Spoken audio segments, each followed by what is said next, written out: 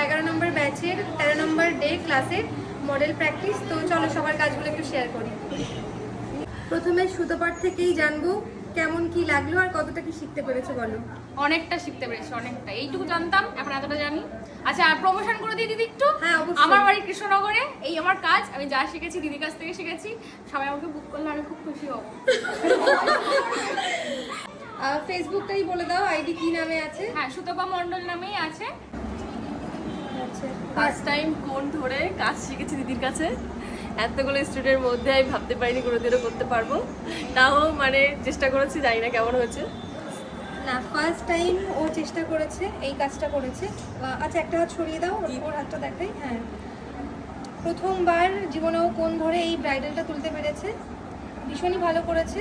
আর আমি জানি ওরা আগামীতে আরও ভালো কাজ করবে। সবে আজকে ওদের 13 নম্বর ক্লাস, এখনো অনেক বাকি, হাফ ক্লাসও হয়নি, তাই তো? ভালো হয়েছে, সুন্দর হয়েছে। আচ্ছা, সরিয়ে দাও। বল না, বল। আচ্ছা, তুমি কাজ করে বলো। না, আমি এত সুন্দর কাজ করেছি, তার জন্য আমি অনেক কাজ সরব লেগে না, কেঁদো না, কাজ ভালো হয়েছে। আমি কান্না খাচ্ছি, তুমি বলো কিছু। আচ্ছা, আগে আমি কাজটা দেখাই ওর, তারপরে বলছি।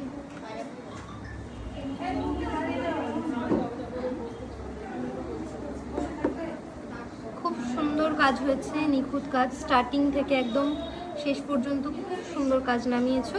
তো কাজটা করেছে বিদ্যাশ্রী। বিদ্যাশ্রী, কেমন লেগেছে কাজ করে? আর আগে কি কাজ শিখেছো সেটাও বলবে। না, এটা দিদির কাছেই শিখেছি, আগে শিখিনি কোথাও। দিদির কাছেই ফার্স্ট করা, ব্রাইডাল এই প্রথম করা।